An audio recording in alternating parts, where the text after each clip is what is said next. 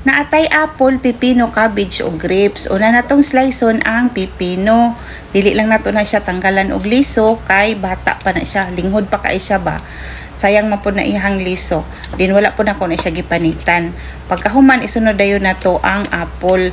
Gihugasan na dayon ako na daan sila para bago nako gipang slice. Kanang apple pwede nato na panitan kay ang panit ra ba ana niya na ay wax, pero wa na lang nako paniti kay lami man pod ang wax char.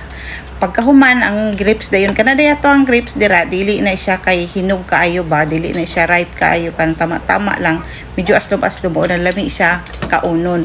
Then ang ato ang punchis nga gigamit din ato lang pud nang gi-slice og kanang peanut cubes. Din gibutangan nako og kining kondensada. Depende lang sa katamis sa kondensada, din gamit pud tag cream o kining sandwich bread. Pagkahuman ana na kog butang, ako din ang gi-mix. Pagkahuman na kog mix ana, ibutang din ako na sa ref, dili sa freezer ha kay mutuskig pud na. Sa ref lang para mabugnaw. Bye.